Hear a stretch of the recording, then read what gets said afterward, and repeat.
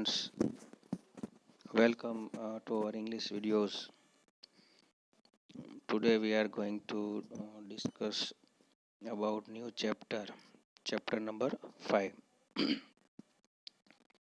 હવે chapter 5 શરૂ કરીએ એ પહેલા જો અહીંયા ચિત્રમાં આપ્યું છે read this new paper report Sunday April 10 2016 2016ની સાલનો એક લેખ અહીંયા છાપામાં છપાણો હતો એ અહીંયા આપેલો છે એ આપણે થોડુંક ચર્ચા કરી લઈએ.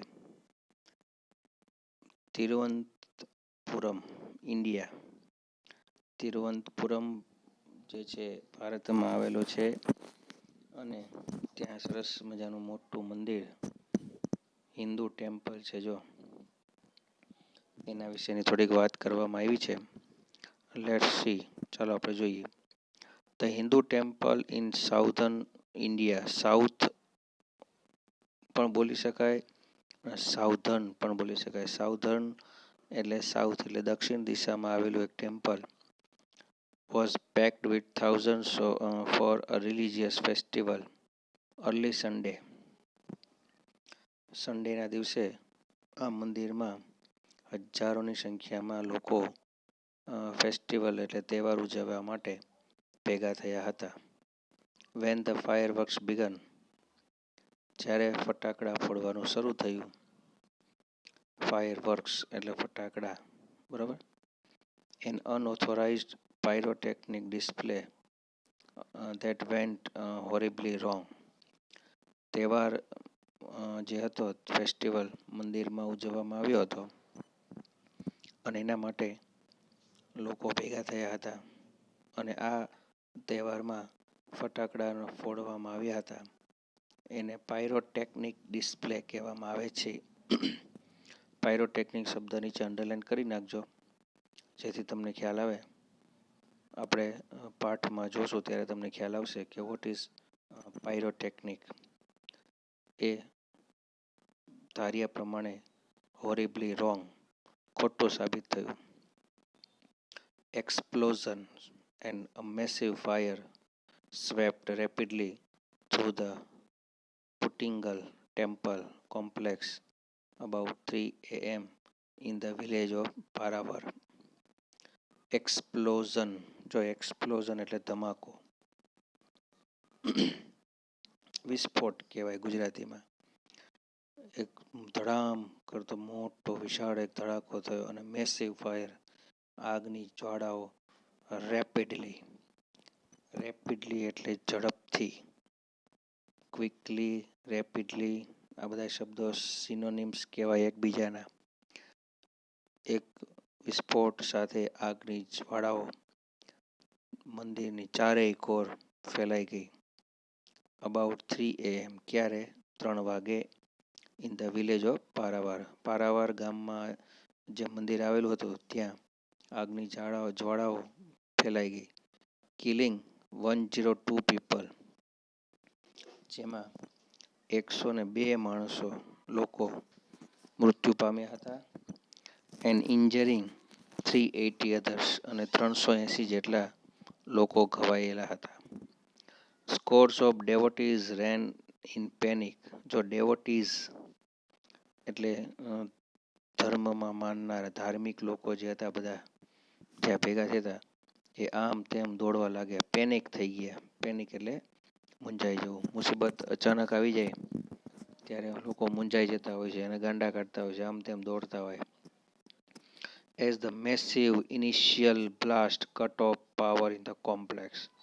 અને એનાથી એક વિસ્ફોટ જે થયો હતો અને એ વિસ્ફોટના કારણે કોમ્પ્લેક્સની અંદર લાઇટ જે છે એ ગુલ થઈ ગઈ હતી. While other explosions sent flames and debris raining down.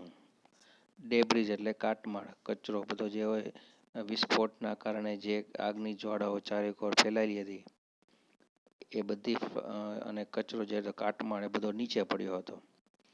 Witness sad, એવું એક વિટનેસે કીધું. વિટનેસનો મતલબ સાક્ષી, જે કોઈ નજરે જોતા હોય, નજર સમક્ષ કોઈ ઘટના પ્રસંગ બને એને વિટનેસ કહેવામાં આવે છે. Many people were trapped inside. આવું એક વ્યક્તિઓ જે હતા જેમણે આ બધું નરી આંખે જોયું, એમનું વર્ણન અહીંયા આપવામાં આવેલું છે. એને શું કીધું? Many people were trapped inside. ઘણા બધા લોકો ત્યાં ફસાઈ ગયા હતા. It was a complete chaos. Chaos એટલે હલ્લાબોલ થઈ ગયું. ચારેકોર ચીચિયારીઓ અવાજ સંભળાવા લાગ્યો. બધા ફસાઈ ગયા હતા. Said Krishnadas of Parwar. People were screaming in the dark. Scream એટલે ચીસ પાડવી. લોકો બૂમા બૂમ કરી રહ્યા હતા. Ambulance sirens went off. Ambulance આવી. And the darkness no one knew. In the darkness no one knew how to find their way out of the complex. હવે ઓલું કહેવાય ને કે મુસીબત આવે ને ત્યારે બધી બાજુથી આવે, ને આવા સમયમાં શું કરવું અને શું ન કરવું એ ખૂબ અઘરી વસ્તુ સાબિત થઈ જાય. કારણ કે બધાએ પોતપોતાના જીવ બચાવવા માટે એમ કહેતા કે દોડતા. ચારેકોર લાઇટ જ નહોતી અંધારામાં, પણ કેવી રીતે બચી શકે? અને knew how to find their way out of the complex. કોઈને રસ્તો મળતો ન હતો. Das said the first deafening explosion occurred as the firework display was about to end. દાસ જે હતા એ વિટનેસ હતા. એમણે કીધું એક ડેફનિંગ એક્સપ્લોઝન. ડેફનિંગ એટલે કાનના પડદા ફાટી જાય એવું વિસ્ફોટ થયો. વોઝ અબાઉટ ટુ એન્ડ છેલ્લે અંતમાં. As he was walking away. It was followed by a series of blast he added. જો ફટાકડા, વિદ્યાર્થી મિત્રો, ફટાકડા ફોડવાથી આ નુકસાન જે તમે અત્યારે આર્ટિકલ વાંચો છો, ન્યૂઝપેપરમાં આવેલું છે. 2016ની સાલની વાત છે, બરોબર. તિરુવનંતપુરમની અંદર આ બનાવ જે બન્યો હતો એ વાસ્તવિક બનાવ હતો, જેમાં 102 લોકો મૃત્યુ પામ્યા હતા અને 380થી વધારે ઇન્જર્ડ હતા. અને પછી તો સિરીઝ થઈ. સિરીઝ એટલે એક પછી એક તે બ્લાસ્ટ થવા લાગ્યા. તો કહેવાનો મતલબ કે આ જે એક્સપ્લોઝન છે એ શેનાથી થયો હતો? ફટાકડા. વિદ્યાર્થી મિત્રો, દિવાળીનો સમય નજીક આવી રહ્યો છે, એટલે આ પાઠ તમે ખાસ સમજજો. તમારા માટે ખૂબ જરૂરી છે વિદ્યાર્થી. કારણ કે તમારા નાના છોકરાઓ અને તમે પણ સાથે સાથે ફટાકડા ફોડતા ક્યાં શું થઈ જાય એ કંઈ ખબર હોય નહીં. કારણ કે આ તો દારૂ ગોળો કહેવાય. એનો કંઈ નિયમ હોતો નથી. જે ફોડે એને દજાડે. સમજાય છે ને વિદ્યાર્થી મિત્રો? એટલે આ પાઠ જે છે એમાં જે પેરેગ્રાફ છે એ ખૂબ મહત્વનો છે, અને તમે માઇન્ડ એટલે કે ધ્યાનમાં રાખજો હંમેશા, બરોબર. હવે આગળ પાઠની ચર્ચા કરીએ. Playing with fire. આગ સાથે રમવું એવું એક ટાઇટલ છે, એ આપણે જોઈ લઈએ હવે. One of our favourite festivals in India is Deepavali. Bharat દેશનો સૌથી મનપસંદ જો તહેવાર હોય તો એ શું છે? દીપાવલી અથવા તો Diwali. As it is none in the north. There is nothing to match the excitement when crackers go off in the night sky with a loud bang and a brilliant shower of colors. રોમાંચ જે છે આના જેવો રોમાંચ એકેય તહેવારમાં જોવા મળતો નથી. કે અંધારી રાત, એટલે કે રાત હોય અને આપણે ફટાકડા ફોડીએ અને આકાશમાં જઈ અને જે ફાયર જે પ્રજ્વલિત થાય, સાથે સાથે લાઇટ થાય, સાથે સાથે અવાજ થાય, કેવું મનમોહક દ્રશ્ય એ વખતે સર્જાતું હોય છે. Many of us might wonder how these fireworks are made. આપણે બધાને ફટાકડા ફોડવા ગમે છે, પરંતુ ફટાકડા કઈ રીતે બને છે એના વિશે આપણને જાણવાની ઈચ્છા થાય છે. The physics and chemistry of fireworks is as interesting as the sound and the light they emit. Physics, ભૌતિક અને કેમિસ્ટ્રી એટલે રસાયણ. ભૌતિક અને રાસાયણિક જે સાયન્સ છે એ આ ફાયરવર્ક્સની પાછળ જવાબદાર છે અને સાથે સાથે એમાંથી જે અવાજ નીકળે છે અને લાઇટ નીકળે છે એમિટ એમિટ એટલે બહાર આવવું એ પણ પ્રક્રિયા માટે સાયન્સ કાર્યભૂત છે. હવે અંડરલાઈન કરજો વિદ્યાર્થી મિત્રો. The science of fireworks is technically called pyrotechnics. આ ક્વેશ્ચન નો જવાબ છે. What is pyrotechnics? એને શું કહેવાય? તો કે સાયન્સ ઓફ ફાયરવર્ક્સ, ફટાકડાઓનું સાયન્સ, એને પાયરોટેકનિક કહેવામાં આવે છે. From the Greek word પાયર meaning fire and techniques meaning an art. Fire means fire એટલે આગ અને ટેકનિક્સ એટલે આર્ટ. આગ જલાવવાની કળા, કઈ રીતે આગને જલાવી શકાય, કઈ રીતે આગ જલાવી શકાય એની ટેકનિકનો મતલબ છે ફાયર વર્ક્સ એટલે કે ફટાકડા. Pyrotechnics includes not only fireworks but also a whole range of devices that use similar materials and principles. Pyrotechnics ફક્ત ફટાકડા ફોડવા પૂરતું જ નથી પરંતુ એની અંદર જે ડિવાઇસ યુઝ થાય છે ખાસ કરીને એ ડિવાઇસની અંદર શું યુઝ થાય છે તો કે મટીરિયલ્સ એન્ડ પ્રિન્સિપલ્સ. પ્રિન્સિપલ્સનો મતલબ છે સિદ્ધાંત. એમાં સાયન્ટિફિક પ્રિન્સિપલ એટલે સાયન્સ જે છે એ સિદ્ધાંત ખૂબ જવાબદાર છે. From safety matches. સેફ્ટી મેચનો મતલબ શું થાય છે વિદ્યાર્થી મિત્રો? રોજિંદા જીવનમાં આપણે રોજ એનો ઉપયોગ કરીએ છીએ. આપણા ઘરમાં જ આપણે ઘણું બધું ડેન્જર ઝોનમાં રહીએ છીએ. સેફ્ટી મેચ એટલે દિવાસળી. That we use every day to solid fuel rocket booster of the space shuttle.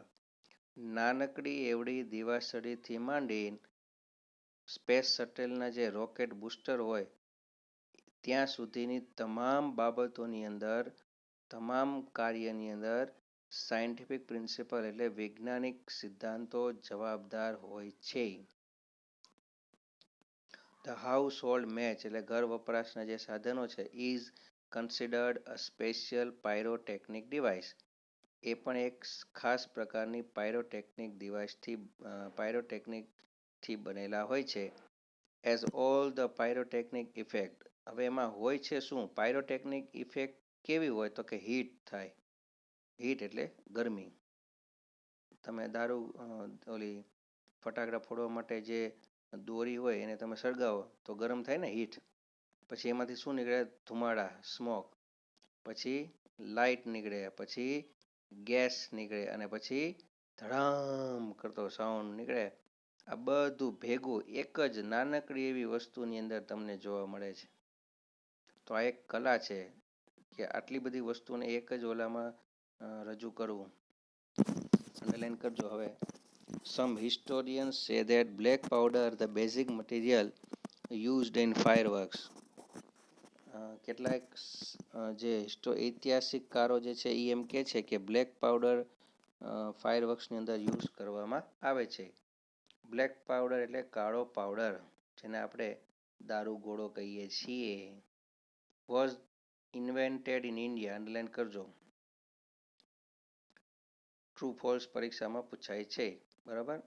તો ભારત દેશની અંદર એવું કહેવામાં આવે છે કે ભારત દેશમાં કાળા પાવડરની શોધ થઈ હતી. સુક્રાંતિ એક ગ્રંથ છે. Written more than 2000 years ago.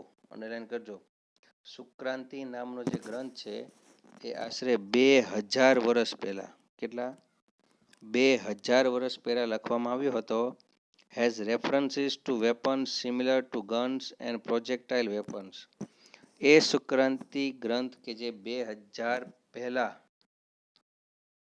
આપણે અત્યારે 2020 ચાલે છે, પણ 2000 સાલ પહેલા આ સુક્રાંતિ ગ્રંથની અંદર ગન એટલે બંદૂકો અને સાધનો જે છે વિનાશકારી સાધનોનો ઉલ્લેખ કરવામાં આવ્યો છે. વિચાર કરો કે આપણું ગ્રંથની અંદર ઘણું બધું લખેલું છે જે અત્યારે યુઝ થાય છે. વિચારો, લખાણું છે પહેલાંના યુગમાં, પહેલાંના સમયમાં, પણ એ બધું જ આપણે અત્યારે ઉપયોગ કરીએ છીએ.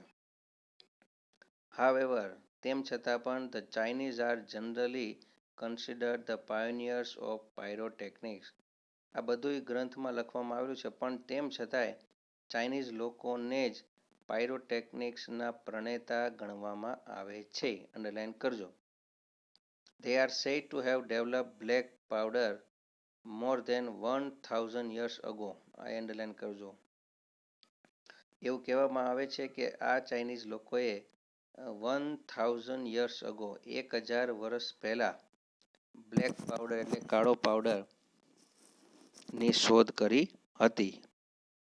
It took at least 200 years for the knowledge to spread to the east, west. West બાજુ, ઈસ્ટ વેસ્ટ. ઈસ્ટ એટલે પૂર્વ અને વેસ્ટ એટલે પશ્ચિમ. પશ્ચિમ બાજુ, પશ્ચિમ સંસ્કૃતિ બાજુ, પશ્ચિમ ભાગ બાજુ પહોંચતા એને આશરે 200 વર્ષનો જેટલો સમય પસાર થયો હતો. સ્પ્રેડ એટલે પસાર થવું. ચાઇનીઝ લોકોએ 1000 વર્ષ પહેલા શોધ કરી તો એવું કે છે, પરંતુ એ પાયરોટેકનિક્સનું જે જ્ઞાન છે એ પશ્ચિમી સભ્યતામાં પહોંચતા બીજા 200 વર્ષ વીતી ગયા. And it was only in 1242, underline કરજો, 1242ની સાલ. અત્યારે 2020 ચાલે છે, 2020 ચાલે છે. વિચાર કરો તો આજથી 800 વર્ષ પહેલાની વાત છે આ, અંદાજિત. બરોબર, 1200ની સાલ એટલે 12મી સદી, 13મી સદીની વાત છે આ. અત્યારે 21મી સદી ચાલે. 700 વર્ષની વાત. 700 વર્ષ પહેલા ઇંગ્લિશ મોન્ક, MONK, મોન્કનો મતલબ થાય છે સાધુ. 1242માં એક અંગ્રેજી સાધુ હતા. એમનું નામ હતું રોજર બેકન. એમણે revealed the formula for black powder. એમણે આ કાળા પાવડરની એટલે કે દારૂ ગોળાની જે ફોર્મ્યુલા હતી એ બધાને કહેવા માંડી. રિવીલ્ડનો મતલબ થાય છે એક્સપોઝ કરવું, એટલે બધાને કહેવું, બધાની સમક્ષ રજૂ કરવું. એનું વિરોધી થાય હાઇડ. કોઈ વાતને ન કહેતા હોય અને આ તો રિવીલ કરવું એટલે છતું કરી દેવું, એટલે બધાને કહી દેવું એમ. He considered it such a dangerous substance. એમણે એ પણ કીધું છે કે આ જે બ્લેક પાવડર છે એ ડેન્જરસ છે, એટલે ખતરનાક પદાર્થ છે. That he wrote of in a code language. આવું એમણે એમની કોડ લેંગ્વેજની અંદર, કોડ ભાષામાં, સાંકેતિક ભાષાની અંદર એમણે આવું લખ્યું હતું. હવે અંડરલાઈન કરજો પાછું. The basic formula of the black powder or gunpowder has remained unchanged for the centuries. હવે દારૂગોળો જે બનાવવાની જે પ્રોસિજર છે એ વર્ષો સુધી અનચેન્જ રહી છે, એટલે એમાં કોઈ જાતનું પ્રોસિજરમાં ફેરફાર થયો નથી વર્ષોથી. હવે દારૂગોળો બને છે શેનાથી? જો તમે આ પાઠ મેં સમજશો ને તો તમે કોઈને કહી શકશો કે દારૂગોળો શેનાથી બને છે. It is a blend of potassium nitrate. Blend એટલે મિશ્રણ, એના ઉપરથી બ્લેન્ડર શબ્દ આવ્યો. બરોબર. પોટેશિયમ નાઇટ્રેટ ધાતુ છે, ચારકોલ એટલે કોલસો, અને સલ્ફર, આ ત્રણેય ધાતુ રસાયણ જે છે, ત્રણેય રસાયણ ઇન ધ રેશિયો ઓફ 75:15:10, 75, 15 અને 10 ની માત્રામાં આ ત્રણેય વસ્તુને ભેગી કરવામાં આવે છે. પોટેશિયમ નાઇટ્રેટ 75%, ચારકોલ 15% અને સલ્ફર 10%. આ બધાનું એક મિશ્રણ બનાવવામાં આવે છે એકોર્ડિંગ ટુ વેઇટ. વેઇટ પ્રમાણે એટલે કે વજન પ્રમાણે.